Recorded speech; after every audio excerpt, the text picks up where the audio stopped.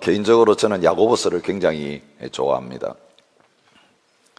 그리고 혹 집회가 있으면 집회 초청을 받았을 때 가서 야고보서 1장부터 5장까지 이 전체를 가지고 메시지를 전하는 그런 일을 하기도 했었습니다. 그런데 많은 성도들에게 있어서는 이 야고보서 굉장히 부담스러운 책입니다. 예수님의 산상보훈과 마찬가지로 실제적으로 일어나는 우리의 삶의 구체적인 문제를 다루고 있기 때문에 그 막연한 말씀을 하면 그냥 쉽게 받아들일 수 있는데 아주 실제적이고 구체적인 말씀들을 하고 있기 때문에 이 말씀을 받아들여서 내 것으로 살아내기가 너무 벅차고 힘들어서 사실은 빨리빨리 지나가거나 아니면 피하고 가는 그런 책일 경우가 많습니다. 종교개혁 500주년이 이제 내년이면 다가오게 되는데 이 종교개혁 시절에 있어서도 종교개혁의 해포를 들었던 마르틴 루터가 이 야고보서를 소화시키지를 못했습니다. 모든 종교개혁자라고 해서요 다 하나님의 말씀을 다 이해하고 받아들인 건 아닙니다. 특별히 마르틴 루터는 라틴어로 되어 있어서 일반 평민들은 읽을 수가 없었던, 무슨 뜻인지 몰랐던, 미사에 참여하면서도 라틴어로 성경 읽고 라틴어로 모든 게 진행되니까 하나도 자기 것을 이해하지 못하던 시절에 이제는 종교개혁을 시작하면서 그 라틴어 성경을 독일어 성경으로 번역하면서 사실은 성도들에게 말씀을 들려주는 그런 귀한 일들을 했는데 이 야고보서에 대한 생각이 이 야고보서는 지푸라기 서신과 같다. 별로 가치 없는 그런 서신으로 여겼습니다.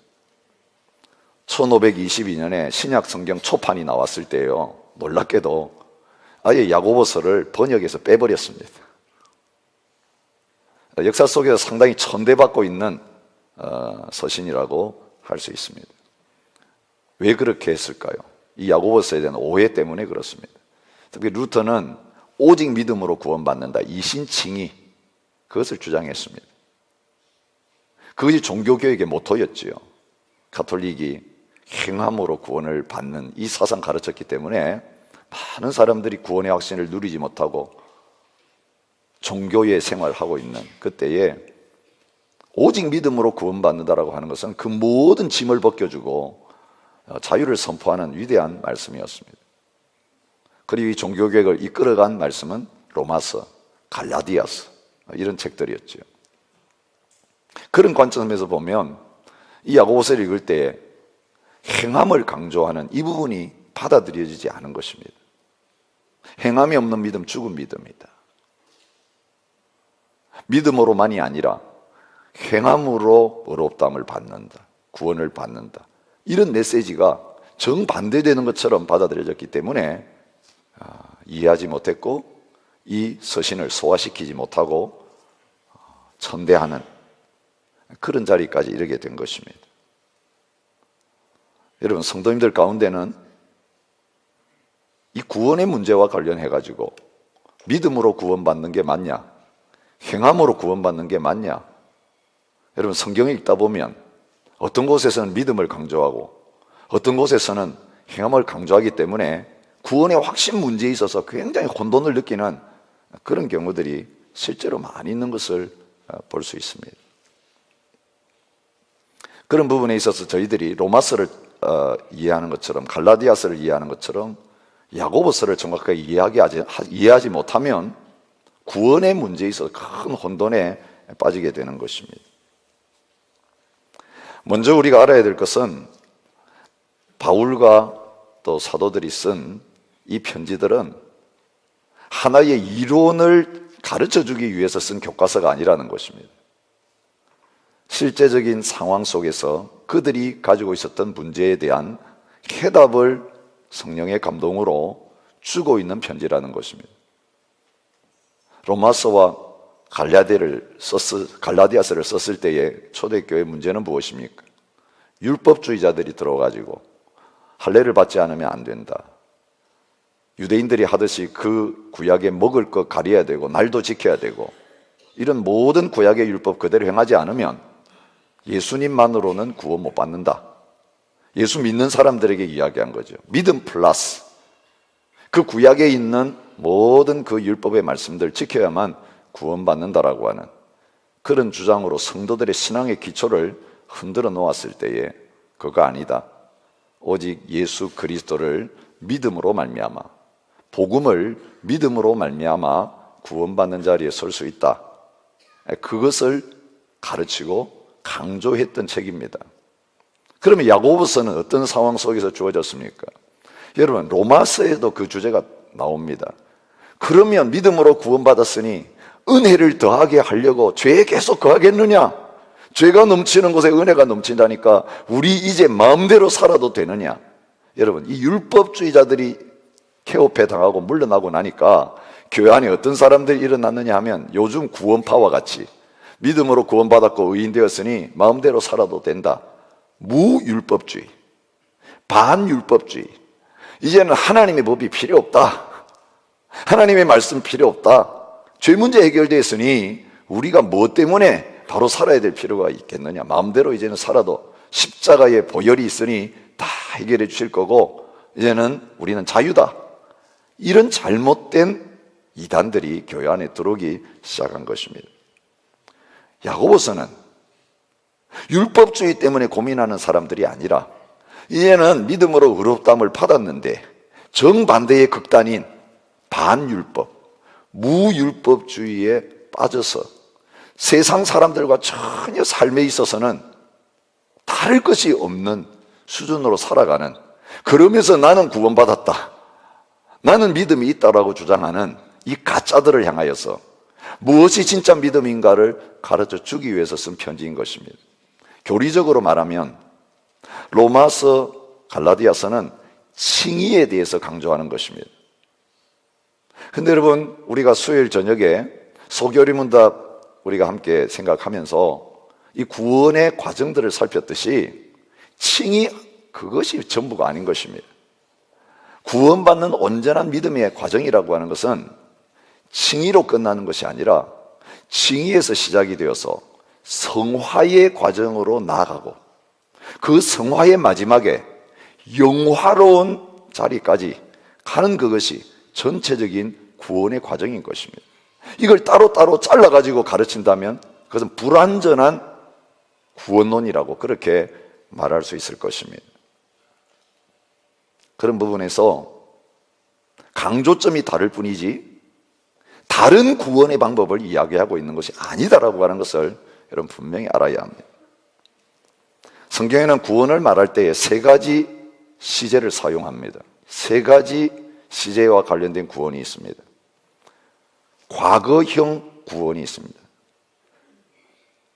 성경이 이렇게 말합니다. 너희는 그의 은혜에 의하여 믿음으로 말미암아 구원을 받았으니 이것은 너희에게서 난 것이 아니요 하나님의 선물이라. 여러분 오늘 우리를 향해 당신 구원 받았습니까? 그럴 때 예, 받았습니다 라고 대답할 수 있게 되는 근거, 예수님이 십자가의 죽으심으로 말미암아 우리가 과거에 지은 죄, 지금 짓고 있는 죄, 미래에 짓게 될 모든 죄의 결과 하나님 앞에 저주받고 영원한 죽음의 자리에 서야 되는 죄의 형벌 문제, 심판의 문제, 예수님 십자가의 죽음으로 말미암아 2000년 전 처리되었고 그 십자가의 복음을 믿을 때에 오늘 우리가 죄의 형벌로부터 심판으로부터 완전히 자유함을 얻게 되었다. 그것이 과거형 구원인 것입니다. 그걸 교리적으로는 칭의라고 이야기하는 것입니다. 우리가 실제 의롭지 못합니다. 우리가 실제 완전하지 못합니다. 그런데 하나님이 예수님을 믿을 때에 오늘 우리 향해서 이제는 의롭게 되었다라고 무죄 선언을 법정에서 해주신 것입니다. 한번 무죄 선언 받은 사람을 다시 잡아들이는 법은 없습니다. 한 번 재판에서 무죄 받았으면 그 다음엔 다시 재판이 없습니다. 죄 없는 자로서의 법적인 그 권리를 가지고 살아갈 수 있는 그런 자리에 있는 것이 칭의라고 하는 교리입니다. 근데 그것이 끝이 아닙니다. 자, 법적으로 의롭다함을 받은 그리스도인 어떻게 살아야 되느냐? 성경이 말하는데 현재적인 이 구원을 이루어가는 자리에 있어야 된다라고 말하고 있는 것입니다. 우리가 잘 아는 빌립보서 2장 12절 말씀입니다. 그러므로 나의 사랑하는 자들아, 너희가 나 있을 때뿐 아니라 더욱 지금 나 없을 때에도 항상 복종하여 두렵고 떨림으로 너희 구원을 이루라고 말하고 있는, 이 현재형입니다. 이게 이제 우리를 혼돈 가운데 빠뜨리는 거죠.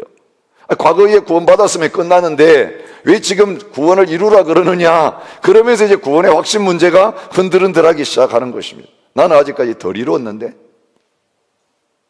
여러분, 이 현재적인 구원을 뭘 의미하느냐 하면요, 예수님의 십자가의 복음으로 말미암아 우리의 죄 문제가 십자가에서 처리된 것으로 끝나지 아니하고, 그래서 내 죄 위에서 죽으신 예수님을 믿는 그 믿음으로 끝나는 게 아니라, 믿음의 시작은 부활하셔서 살아나신 예수님을 내 삶 속에 주인으로 모셔드리는 겁니다. 왕으로 모셔드리는 것입니다. 그러면 우리의 믿음은 과거의 죄 문제 해결되었다 그 수준으로 끝난 게 아니라 과거로부터 자유로워졌으니 그럼 어떻게 살아야 되느냐? 내 안에 부활하셔서 주인으로 오신 그 주님을 날마다의 삶 속에 살아계신 분으로 믿고 모시고 그분께 순종하면서 살아가는 이런 삶의 자리로 자연스럽게 나가게 되어진다는 것입니다. 그게 성화의 과정인 것입니다. 여러분, 애가 태어났으면 자라게 되어 있는 것입니다. 어떤 경우는 애가 태어나자마자 죽는 애도 있습니다. 어떤 사람의 경우일까요? 예수님과 함께 못 박혔던 한쪽 편 강도예요. 예수님께 신앙 고백하고 너가 오늘날 나와 함께 낙원에 있으라. 그런데 그거로 같이 죽어버렸습니다. 생명은 얻었지만 자랄 수 있는 기회는 없었습니다. 이 특별한 케이스예요. 그런 대부분 우리는 그렇지 않습니다. 어떤 분들은 임종 직전에 예수님을 영접하는 분이 있습니다. 그러나 그분은 주님을 영접하고 생명은 가졌지만, 그래서 하나님 나라 갔겠지만 이 성화의 과정은 거치는 기회가 없었던 것이죠. 오늘 우리 살아있는 저와 여러분 대부분은 칭의로 끝나는 게 아닌 것입니다. 생명이 우리 속에 들어왔으면 이제는 이 생명이 자라기 시작한데, 그건 어떤 믿음이 필요하냐 하면, 살아계신 예수님이 나를 다스리시면 죄의 권세와 세력이 더 이상 나를 지배하지 못한다. 여러분, 죄의 형벌의 문제는 해결됐어요. 그런데 마귀가 오늘 우리의 육신의 정욕과 이 세상의 유혹을 통해서 끊임없이 우리를 하나님을 섬기는 자리에 있게 하지 못하고 옛날 주인인 마귀에게 종노릇하면서 죄를 생산하는 그 자리로 가게 만들려고 하고 있기 때문에, 이 마귀의 권세에서부터 자유함을 얻지 못하면 우리의 몸이 죄의 종노릇하는 자리에 빠질 수 있기 때문에, 주님이 나와 함께 계신다, 그분만이 주인이시다, 마귀는 절대로 나의 주인이 아니고 내 육신의 정욕과 세상은 더 이상 나를 다스릴 수 없다라고 하는 그 믿음으로 계속해서 살아계신 주님께 순종하며 나가게 되어질 때에, 이제는 죄가 우리를 지배하지 못하고 주님 우리를 지배하시는 곳에서 우리의 성품이 변화되어지고 우리의 삶이 주님과 같이 닮아가는 그런 놀라운 자리로 나갈 수 있게 되어지는 것입니다. 이게 우리가 구원받은 다음에, 과거에 구원받은 다음에 지금 예수님을 모시고 이루어가야 될 현재의 구원인 것입니다. 그리고 나서 미래형 구원이 있습니다. 디모데후서 4장 18절에 보면, 주께서 나를 모든 악한 일에서 건져내시고 또 그의 천국에 들어가도록 구원하시리니 그에게 영광이 세세무궁토록 있을지어다. 아멘. 여기는 구원하시리니 그렇게 말하고 있는 것입니다. 이게 미래의 구원입니다.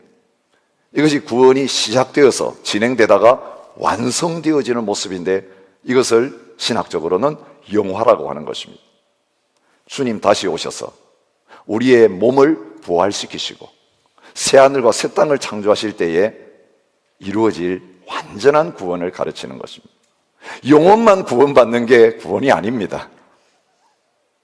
사람은요, 영혼만 있으면 사람이 아니고 그건 천사와 마찬가지죠. 귀신과 마찬가지예요. 영혼만 있으면. 많은 분들이 오해합니다.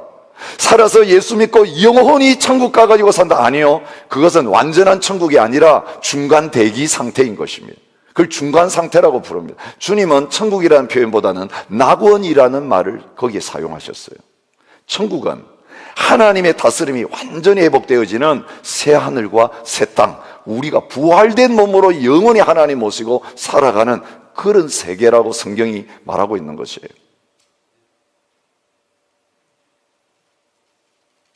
여러분, 어떤 믿음이 필요합니까? 때때로 우리가 하나님 앞에 거룩함을 잃어가다가 넘어져요. 또다시 범죄해요.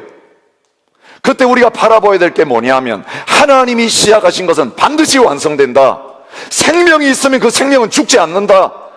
주님 다시 오실 것이라고 하는 그 약속의 말씀을 믿음으로 바라보고 소망을 가지고 기다릴 때에 오늘 우리 자신은 다시 일어서서 주님과의 관계가 회복되고 성령의 충만함을 받아서 이제는 그 영화의 자리를 향하여서 포기하지 않고 계속 나아가는 자리에 설 수 있게 되는 것입니다. 우리가 다음 주일 로마서의 이 야고보서의 마지막 부분을 생각할 때에 그 부분을 살펴보게 될 것입니다.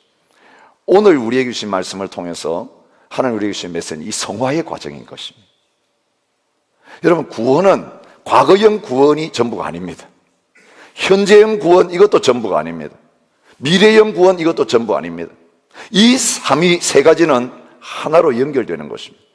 여러분, 강조합니다. 하나만 강조하면 잘못된 신앙을 갖기 쉽습니다. 그래서 요즘 한국 교회 안에 이 신의론 논쟁이 격렬하게 벌어지는 것입니다. 여러분, 성경이 가르치는 개혁주의자들이 건강하게 가르쳤던 구원의 교리는 죄의 결과로부터 자유함을 받는 그게 끝이 아니고, 이제는 그 자유함을 가지고 내 안에 거하시는 주님과 더불어서, 성령님과 더불어서 거룩함의 과정으로 나아가서 결과는 주님 오실 때 완성될 것이다.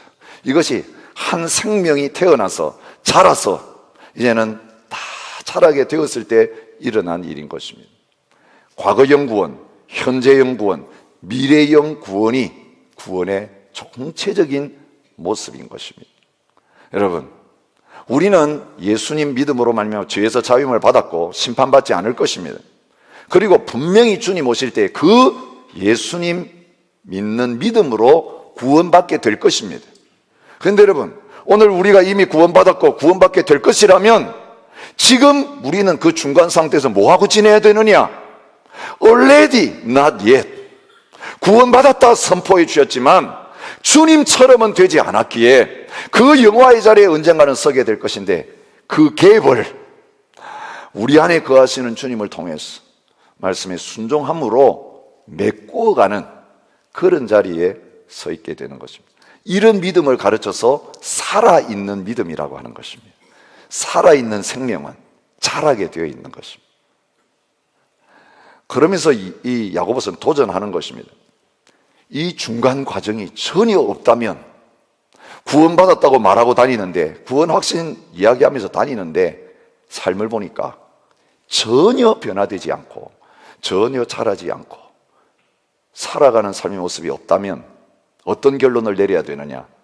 그가 과거형 구원받았다는 그 말 다시 물어봐야 된다. 진짜 주님 앞에서 영접했는가? 온전히 주님을 주인으로 모셔드렸는가? 여러분, 그런 겁니다. 어떤 형제자매가 나 결혼했어 하고 이제 다닙니다. 그리고 서티피케이트도 보여줍니다. 결혼 서티피케이트 있어. 나 결혼했어. 근데 아무리 그 집에 가도 혼자밖에 없어. 어느 누구에게 물어봐도 그 결혼했다는 사람하고 같이 다니는 걸 본 적도 없고 살고 있는 걸 본 적도 없다면 우리가 당연히 의심하게 된 건 뭡니까? 그 결혼 진짜 맞아? 페이퍼 결혼 아니야? 가짜로 결혼한 거 아니야? 당연히 질문할 수 있는 것이에요. 여러분, 그런 결혼은 있을 수 없는 것입니다. 여러분, 결혼 서티피케이트는 같이 살기 위해서 주어진 거 아니에요. 근데 결혼했는데 전혀 결혼 생활을 하지 않는다면 그것은 진정한 결혼이라고 할 수 없는 것입니다. 여러분, 저와 여러분이 예수님 영접했다고 이야기해요. 영접하겠습니까? 예, 영접하지요. 그리고 나서 잊어버리고 전혀 예수가 나와는 아무 상관없는 그런 삶을 살아간다면 그거 진짜 영접한 거 맞나? 우리가 물어봐야 되는 것입니다. 여러분, 우리가 예수님 영접한 게 그게 아무것도 아닌 것처럼 여겨지죠. 영접기도 따라하고 예수님 내 안에 모시고.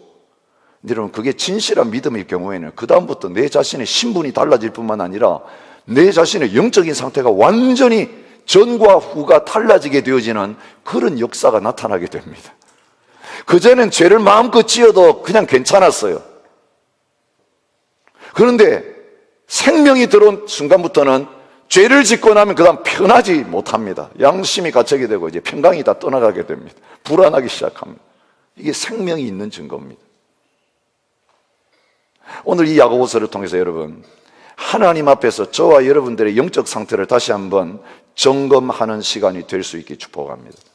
그래서 제대로 구원의 자리에 출발도 못하신 분이 있다면, 여러분, 예수 믿는 거 믿는다고 해놓고 종교생활 이렇게 하는데 뭐가 바뀌겠나?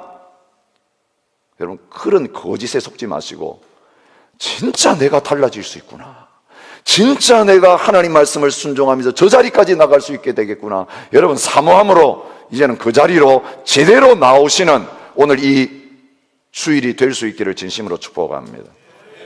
여러분, 분명히 영접받은 거 맞습니다. 과거에 구원 받았습니다. 그런데 그거 받아놓고 실제적인 생명은 있는데 내 삶 속에 이 성화의 과정을 거쳐서 영화의 자리까지 나가야 된다는 것을 알지 못하고 과거에 구원받고 천국 가게 된 것으로만 만족하며 사는 그리스도인이 있다면, 그래서 생명이 있기 때문에 늘 말씀 들을 때마다, 말씀 읽을 때마다 양심의 가책은 늘 받아요. 회개는 늘 해요. 하나님 앞에 잘못했습니다, 용서해주세요. 그런데 실제적인 순종의 자리에는 나가지 않고 있는 어린아이의 단계에 머무르는 성도님들이 혹시 있다면, 여러분 이제는 이 성화의 과정 안으로 들어왔어. 이제는 말씀이 실제가 되고 주님의 살아계심이 나의 삶 속에 능력이 되어서 더 이상 속지 말고, 이제는 마귀에게 지배받는 그 생활 하지 말고, 여러분 새로 결혼했는데 옛날 사람 만나고 다니는 사람처럼 이제는 결혼했으면 정리해야 될 것 정리하고 나의 남편이신, 나의 신랑이신 그 주님과 온전한 결혼 생활을 통해 그분이 가진 것 내 것으로 다 누리고, 그분의 권세도 내 것으로 다 누리고, 그분의 보호도 내 것으로 누리면서 내 힘으로 할 수 없었던 것을 그분의 능력으로 할 수 있는 그 자리로 나아가는 여러분이 되실 수 있기를 진심으로 축복합니다. 구원의 목적이 무엇이겠습니까? 왜 우리를 살려주시고 구원해 주셨겠습니까? 성경은요, 열매 맺도록 하기 위해서 구원하셨다, 그것을 가르쳐주고 있습니다. 오늘 말씀 바로 앞에 18절에 이런 말씀이 나옵니다. 그가 피조물 중에 우리로 한 첫 열매가 되게 하시려고 자기의 뜻을 따라 진리의 말씀으로 우리를 낳으셨느니라, 그렇게 말씀합니다. 이 생명의 시작과 관련해 가지고 두 가지 비유를 쓰고 있어요. 낳았다라고 하는 말이나, 이거는 우리가 아이를 낳는 거, 이 동물이 행하는 것이에요. 새로운 생명을 잉태해 가지고 출산하는 것. 성경은 그것을 거듭났다, 그렇게 말합니다. 영적 출생이 있어야 신앙생활 시작하는 겁니다. 태어나지 않은 사람은 자라지 못합니다. 그런데 또 다른 표현이 나오죠. 첫 열매가 되게 하시려고 오늘 우리를 구원하셨다, 그렇게 말하고 있는 거죠. 이건 식물에 관한 거죠. 여러분, 식물을 키우시면 알겠지만 왜 키우게 됩니까? 대부분의 식물들은 열매가 맺히게 되어 있습니다. 그 열매를 얻으려고 농사 짓는 것입니다. 그런 부분에서 하나님은 우리에게 생명을 주셔서 심으셨고, 우리에게 생명을 주셔서 태어나게 하셨는데, 농부이신 하나님, 아버지이신 하나님이 우리를 심으시고 우리를 낳으신 다음에 기대하는 바가 뭐겠습니까? 결과적으로 마지막으로 바라기를 원하는 것은 열매를 거두시기를 원하시는 것입니다. 그런데 바로 그 열매가 누구냐? 우리가 열매라고 말하고 있는 거예요. 성경에는 그런 표현이요, 많이 나옵니다. 로마서 8장 23절에 그뿐 아니라 또한 우리 곧 성령의 처음 익은 열매를 받은 우리까지도 속으로 단식하며 양자될 것 곧 우리 몸의 속량을 기다리느니라. 우리가 누구냐? 성령 안에서 처음 익은 열매라고 말하고 있어요. 요한계시록 14장 4절입니다. 구원받은 사람들을 이렇게 표현하고 있어요. 이 사람들은 여자와 더불어 더럽히지 아니하고 순결한 자라. 어린 양이 어디로 인도하든지 따라가는 자며 사람 가운데서 속량함을 받아, 이 구원함을 받았다는 거죠. 죄에서부터 자유함을 얻었다는 표현이에요. 처음 익은 열매로 하나님과 어린 양에게 속한 자들이니, 그렇게 말합니다. 여러분, 예수님은 비유로 말씀하시면서 마지막 날 오셔가지고 믿는 사람들 구원하시는 거, 천국으로 데려가시는 거 어떻게 표현합니까? 알곡과 가라지를 타작하시는 거로 비유하고 있어요. 그래서 열매 아닌 건 다 모아가지고 불에 태워버리고, 그게 지옥 고통이에요. 알곡, 열매는 모아서 창고에 들어가게 한다라고 말하는 거예요. 그게 어떤 곡식인지는, 가라지인지 알곡인지는 열매를 보고 정확하게 알 수 있다고 말하는 것이죠. 오늘 이 성경에 첫 열매라고 표현된 것은요, 어떤 표현이냐 하면, 농사를 짓고 곡식이 익어서 처음 거두게 되었을 때에 처음 익은 그 곡식을 가져가서 하나님 앞에 제단에 바치는, 그 제물로 드리는, 그것을 표현할 때에 쓰여지는 용어인 것입니다. 여러분, 예수님이 첫 열매셨습니다. 그리고 오늘 예수님 안에서 저와 여러분도 이제 하나님 앞에 완전한 제물로 바쳐지게 될, 열매로 바쳐지게 될 사람들이 저와 여러분이라고 하는 것입니다. 여러분, 뭔가를 행해가지고 열매를 맺기 전에 내가 하나님 앞에 내 자신을 송두리째 드려야 될 첫 열매의 자리에 있는 존재다라고 하는 것을 여러분 분명히 기억하실 필요가 있는 것입니다. 로마서 12장 1절은 그것을 이렇게 표현하고 있어요. 표현 방법은 좀 다르죠. 그러나 같은 내용이에요.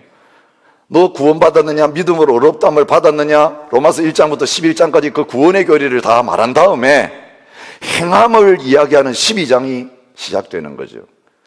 구원받았느냐? 그러므로, 그렇다면 형제들아, 내가 하나님의 모든 자비하심으로 너희를 권하노니 너희 몸을 하나님이 기뻐하시는 거룩한 산 제물로 드리라. 이는 너희가 드릴 영적 예배니라. 여러분, 과거의 구약은요, 나하고 상관없는 제물 사가지고 바치면 끝이었습니다. 그런데 이제 구원받은 저희들, 하나님 뭘 요구하시느냐? 이제는 짐승 필요 없다, 소도 필요 없다, 다른 곡식도 가져올 필요 없다. 그게 중요한 게 아니라 이제는 너를 값주고 샀으니 너를 제물로 내가 받기를 원하니 너 자신을 하나님 앞에서 산 제물로 바쳐라. 이게 구약의 제사가 아니고 신약의 제사인데, 여러분, 우리는 신약의 제사를 예배라고 부르는 것입니다. 그게 영적인 예배, 율법적 예배가 아니고 영적인 예배, 성령 안에서 진리 가운데서 드리는 예배가 그런 예배가 되어야 된다라고 말하는 것입니다. 야고보서에는요, 열매라는 단어가 많이 나옵니다. 여러분 한번 묵상하시며 찾아보세요. 여러분, 행함이 있는 믿음을 열매로 표현하고 있는 것을 볼 수 있습니다. 이것은 야고보가 이야기한 거냐? 바울이 그냥 이야기한 거냐? 아니에요. 예수님이 말씀하신 내용하고 같은 거예요. 요한복음 15장 16절입니다. 너희가 나를 선택한 것이 아니요 내가 너희를 선택하여 세웠나니. 주님이 우리를 선택하셨다고 말합니다. 근데 목적을 이야기합니다. 이는 너희로 가서 열매를 맺게 하고 또 너희 열매가 항상 있게 하여 내 이름으로 아버지께 무엇을 구하든지 다 받게 하려 함이라. 그렇게 말하고 있어요. 주님이 우리를 구원하신 것은 심으신 것입니다. 그리고 심은 다음에 우리에게 기대하신 것은 살아있는 나무는 반드시 열매를 맺기 때문에 그 열매 맺을 때가 되면 찾아오셔가지고 그 열매를 거두시면서 기뻐하고 즐거워하시려고 한다. 하나님이 우리를 포도원에 심으셔서 농사하시면서 그 열매를 기대하고 계시는 것을 보여주고 있는 것입니다. 여러분, 놀라운 것은요, 심판의 기준이 뭐냐?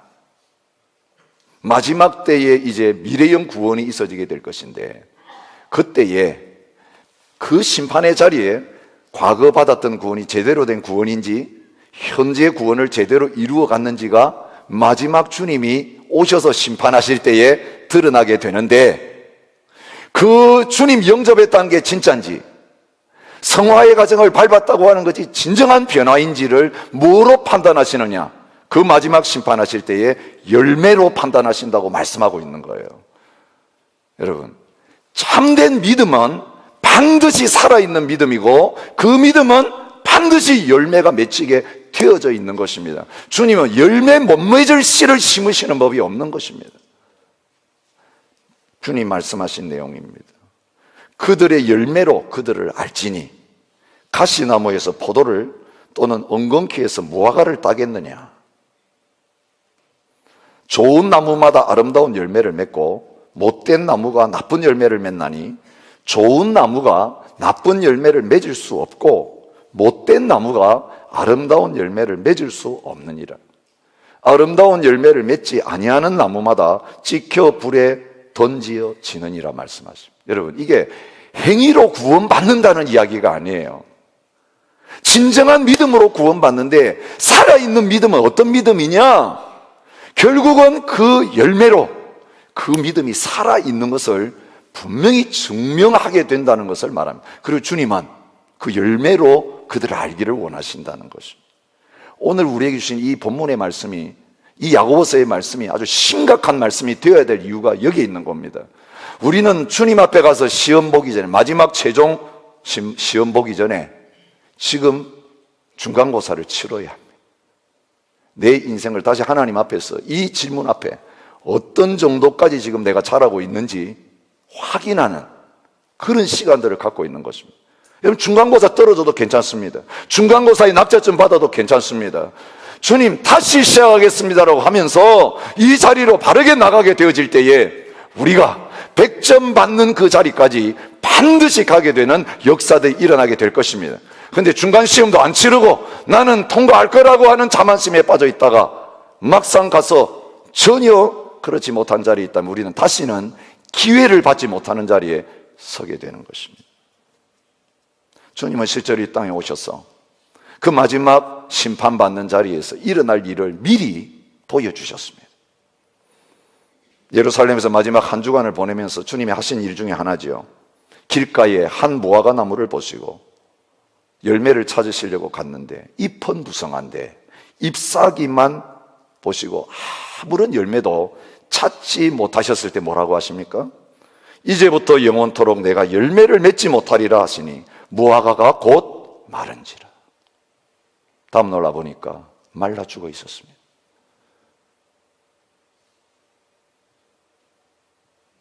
그때는 기회가 없습니다.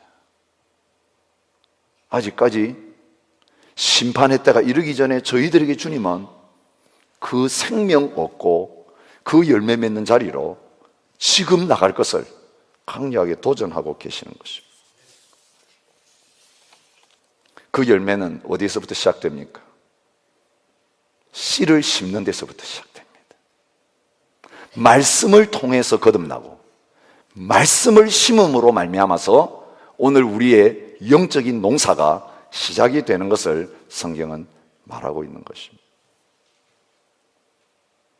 씨를 말씀이라고 말한 본문은 복음서에도 나오고 또 다른 서신도 많이 언급하고 있는 바이기 때문에 제가 이 시간 자세하게 말씀드리지 않겠습니다. 여러분, 봄이 다가오고 있습니다. 이제는 농사를 해야 될 때 먼저 하는 일이 뭡니까? 씨를 뿌리기 전에 마음의 밭을 갈아야 합니다. 그러므로 모든 더러운 것과 넘치는 악을 내버리고 말씀을 받으라. 오늘 성경이 그렇게 이야기합니다. 오늘 우리 가운데는요, 말씀을 읽고 말씀을 묵상하려고 하고 지금 말씀 듣는 이 자리에 앉아 계시지만 전혀 하나님의 말씀이 내 마음속에 심기어지지 않는 가운데 계신 분이 있어요. 정확하게 표현하면요, 지금 오성광 목사가 여러분에게 하나님의 말씀을 전달해주는 딜리버리 하는 자리에 있는데 그 말씀을 받으려고 하는 마음이 전혀 없이 마음이 꽉 닫혀진 가운데 계시는 분이 있어요. 전하는 말씀의 내용은요, 내게 들어오지도 않고, 목사가 지금 무슨 옷을 입었고, 넥타이가 바뀌었구나, 머리가 어떻구나, 저 소리가 좀 크구나, 설교 시간이 길구나, 표정이 좀 이렇구나, 이것만 딱 보고 드리는데, 정작 하나님의 말씀을 여러분이 들어야 되는데, 내 마음은 비판적인 마음으로 꽉 닫혀있는 분이 있어요. 그래서 뭘 실수했고 뭘 잘못해, 문법적으로 맞는지 틀리는지 막 이거는 다 기억나는데, 정작 여러분, 하나님께서 여러분에게 말씀하시려고 하는 신은 여러분 마음에 하나도 심겨지지 않았기 때문에, 여러분 말씀 듣고 갑니다. 한 줄 생활 가운데 열매 맺힐 것이 전혀 없는 그런 상태에 있는 분이 있을 수 있어요. 마음의 밭이 문제인 것입니다.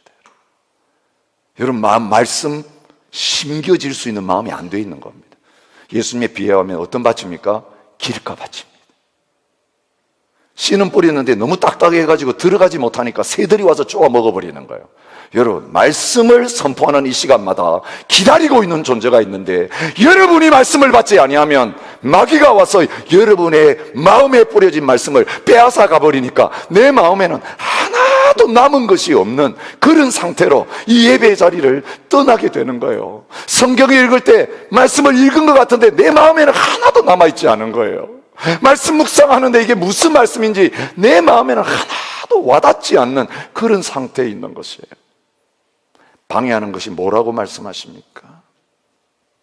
갈아엎어야 될 것이 뭐라고 말합니까? 우리 속에 있는 더러운 것이라고 이야기해요. 죄의 문제 해결 안 됐어요.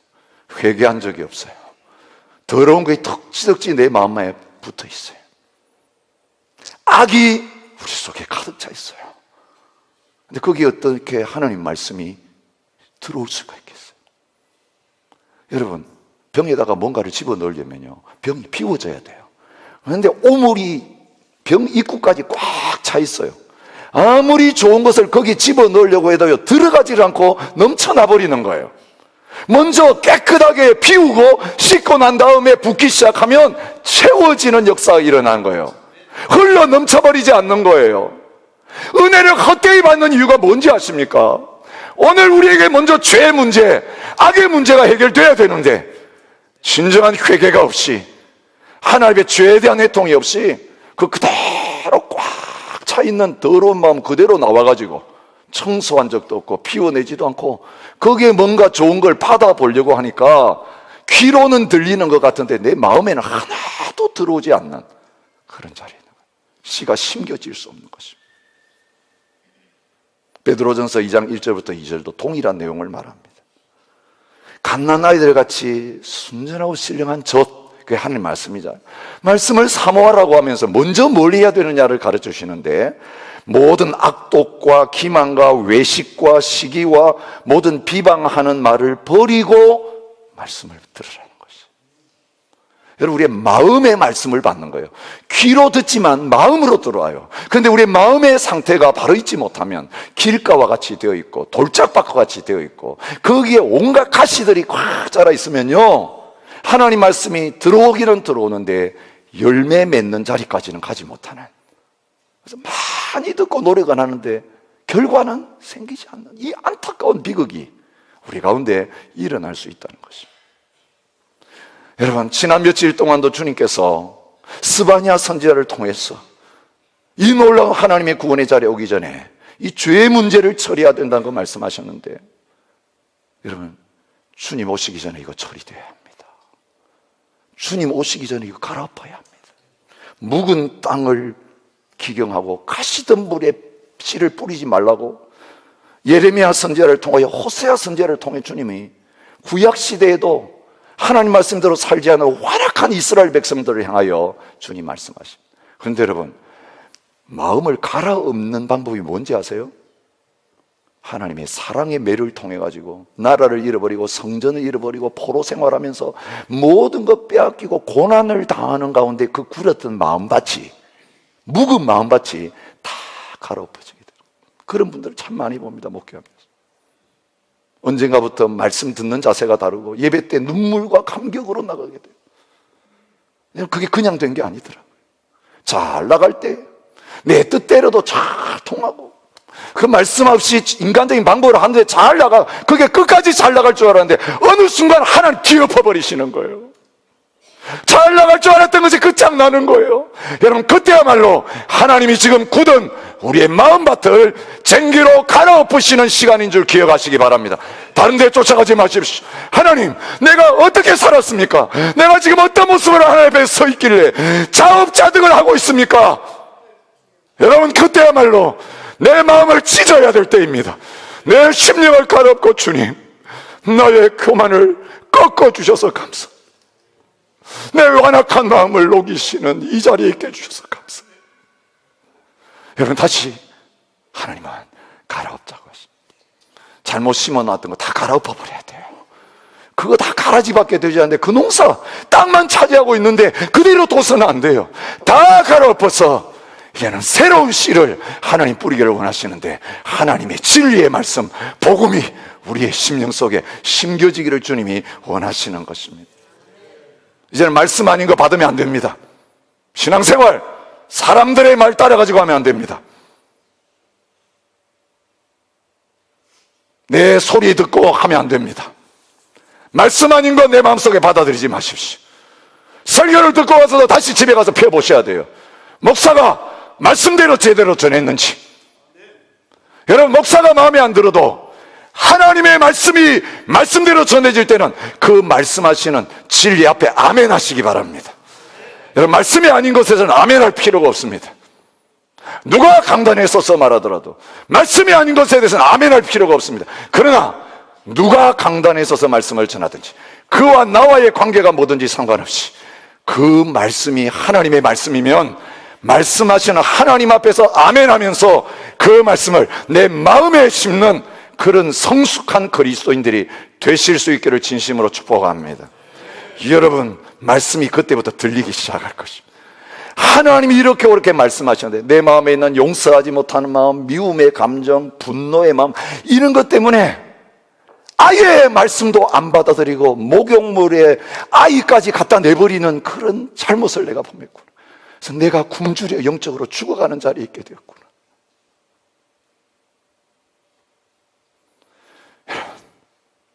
하나님, 오늘도 우리의 마음에 이 생명의 말씀을 심기를 원하십니다. 그렇게 심겨지면요, 그것이 자라나게 되면요, 이런 열매가 우리에게 맺혀져야 된다고 세 가지를 오늘 말씀하세요. 여러분, 말씀을 심고 그 다음에는 가꿔야 되는데, 심어만 놓고 가꾸지 않는 자는 거울을 들여다보고 가서 금방 잊어버리고 얼굴을 닦지 않는 사람과 마찬가지라고요. 하나님, 오늘 우리가 말씀을 들었으면, 말씀을 심었으면 이제는 이것이 자라기를 원하고 계십니다. 행함으로 열매를 맺는 자리에 나가기를 원하십니다. 아멘으로 받았으면 그 말씀이 이제 내 삶 속에서 실제로 나타나게 되어지는 그 자리에 이르기를 원하는데, 그게 열매인 것입니다. 세 가지 열매를 말씀하십니다. 첫 번째가 뭡니까? 하나님의 말씀이 우리 안에 거하면 우리에게 변화가 일어나는데 말이 달라진다는 거예요. 여러분, 평생 우리가 씨름해야 될 성화의 과정이에요. 제일 많이 드러나는 게, 마음은 안 보이는데 마음에서 나오는 말은 사람에게 드러나게 되어 있어요. 영향을 미치게 되어 있어요. 어떤 경우는 실언을 하는 것처럼 보이죠. 실언했다. 근데 사실은 실언이 아닌 경우가 너무 많아요. 어떤 분들은 이야기합니다. 술김에 이야기했다. 그게 본심입니다. 실수한 게 아니에요. 평소에 담고 있던 마음의 생각이, 이게 뭔가 컨트롤하는 게 약해졌을 때 그냥 툭 나오는 거죠. 평소에 그 말 하면 안 돼, 안 돼, 안 돼 하고 있는데 딴 거 생각하다 그냥 툭 튀어나오는 거죠. 여러분, 언어가 그 내면의 사람을 보여주는 거예요. 그래서 주님은 말을 가지고 평가하시겠다고 말합니다. 성경은 말에 대해서 뭐라고 하는지 아십니까? 입술의 열매라고 말씀하십니다. 그러므로 우리는 예수로 말미암아 항상 찬송의 제사를 하나님께 드리자. 이는 그 이름을 증언하는 입술의 열매니라. 여러분, 이제 3장을 묵상하시면서 본격적으로 하나님의 언어 문제를 다루시는 것을 확인하게 될 거예요. 오늘 본문에도 성을 내지 말라고 이야기하세요. 분노의 감정은 제일 빨리 나오게 되는 거예요. 그죠? 뭔가 뇌관을 건드리면 폭발하게 돼 있어요. 그게 자아가 살아있는 증거거든요. 나의 자존심을 건드리면 탁 튀어나오게 돼 있어요. 욕을 하면 욕이 튀어나오게 돼 있어요. 화를 돋구면 같이 화를 내게 돼 있어요. 근데 그게 뭡니까? 내 삶 속에 하나님이 온전한 통치자가 아니시고 예수님이 주인으로 다스리지 않는 상태예요. 주님이라면 그렇게 하지 않으시죠. 욕을 먹으시되 욕하지 않으셨습니다. 침 뱉었는데 침을 같이 뱉지 않으셨습니다. 오히려 저를 용서해 주십시오. 저들이 하는 짓을 몰라서 저럽니다. 같이 길길이 화내면서 싸우겠다고 덤비시지 않으셨어요. 우리 안에 주님이 계신다는 것은 그 말을 내가 듣고 내가 반응하는 것이 아니라 주님이 들으시게 하고 주님이 반응하라고 하신 대로 듣는 건 주님이 다 들으시고 접수는 주님이 하시고 행동은 내가 하는 거예요. 사람이 나를 비난하고 욕하는 것 같죠? 우리는 그때 어떻게 생각해야 합니까? 내 안에 계시는 주님에게 한 것이다. 그래서 주님이 심판하실 거예요. 주님이 나중에 처리하실 거예요. 그럼 나한테는 뭘 하라고 하십니까? 너 그 사람 가서 도와줘라. 그 사람 위해서 기도해줘라. 그 사람 축복해라. 그렇게 주님 우리에게 시키시는 거예요. 여러분, 언어는요, 내 마음에 지금 무슨 생각을 품고 있고 내 영적인 상태가 어떤 상태에 있는지 정확하게 드러내는 첫 번째 사인이에요. 주님 앞에서 감사와 축복과 격려와 찬양의 언어가 내 안에 계신 주님을 통해서 모든 악인들을 향해서까지, 모든 원수들을 향해서까지 나오게 되어지는 자리에 서게 되는 저와 여러분이 되실 수 있게 축복합니다. 주님 안에 있으면 이게 됩니다. 주님이 하십니다. 성령님이 하십니다. 여러분, 이런 변화가 저와 여러분이 일어나서 사람들에게 저 사람에게 생명이 있다라고 하는 칭찬과 명성을 얻게 되어지는 자리에 저와 여러분과 저희 교회가 다 설 수 있기를 진심으로 축복합니다. 두 번째 열매가 뭡니까? 이것도 야고보서에서 한 번 다루지 않고 계속 다룹니다. 물질입니다. 재정입니다. 하나님 아버지 앞에서 정결하고 더러움이 없는 경건은 고아와 과부를 그 환난 중에 돌아보고, 말로만 하는 거 이야기하는 거 아닙니다. 여러분, 말로만 때우면 그것은 진정한 경건이 아닙니다. 누가 이 세상의 재물을 가지고 형제의 궁핍함을 보고도 도와줄 마음을 닫으면 하나님의 사랑이 어찌 그 속에 거하겠느냐. 자녀들아, 우리가 말과 혀로만 사랑하지 말고 행함과 진실함으로 하자. 야고보서에서 똑같이 강조하고 있는 내용입니다. 히브리 13장 16절은 우리가 하나님 앞에 드려야 될 제사가 있는데 선을 행함과 서로 나누어 주는 제사라고 말합니다. 하나님은 이 같은 제사를 기뻐하시느니라. 여러분, 주님 앞에 나와서 헌금 드리기 전에 먼저 이 세상 속에 살면서 여러분의 돈이 필요한 사람에게 나누셔야 합니다. 그거 안 하고 하나님 앞에 드리는 거 하나님 기뻐받지 않으세요? 여러분 이웃이 지금 굶어 죽어가고 도움이 절실하게 필요해서 여러분 찾아와가지고 달라 그러는데 이웃을 사랑하는 마음은 딱 닫아. 이거 하나님께 드릴 거야.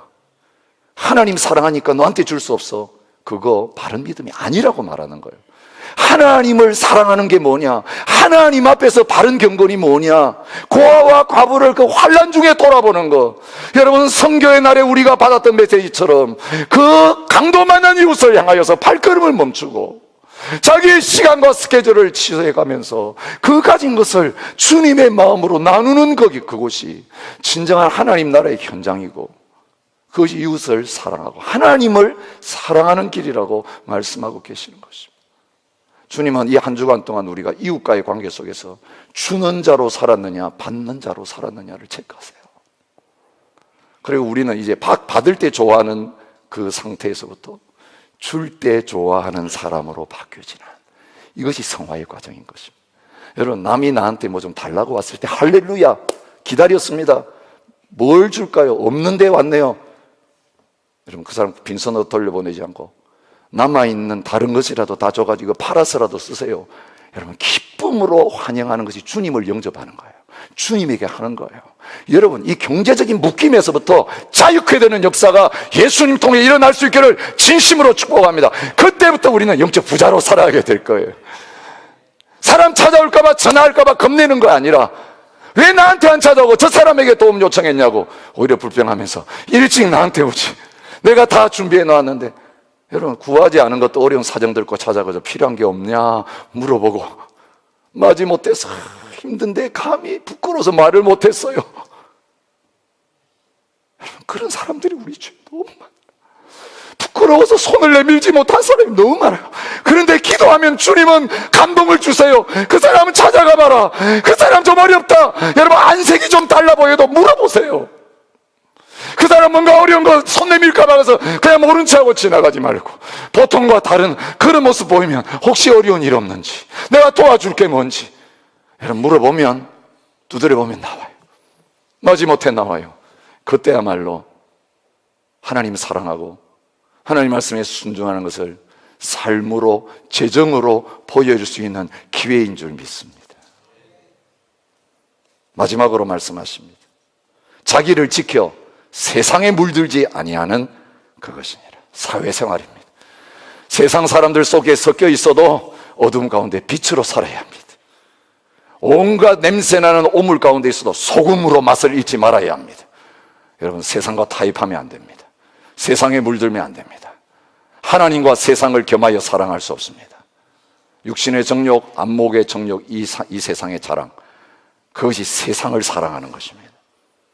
오늘 우리가 하나님을 사랑하기로 결정했으면 더 이상 세상 것에 대한 미련을 버리시고, 이제는 세상에 가도 거룩함을 유지하는 구별된 하나님 백성으로 삶을 살아가는 저와 여러분이 되시기를 바랍니다. 너희는 이 세대를 본받지 말고 오직 마음을 새롭게 함으로 변화를 받아 하나님의 선하시고 기뻐하시고 온전하신 뜻이 무엇인지 분별하도록 하라.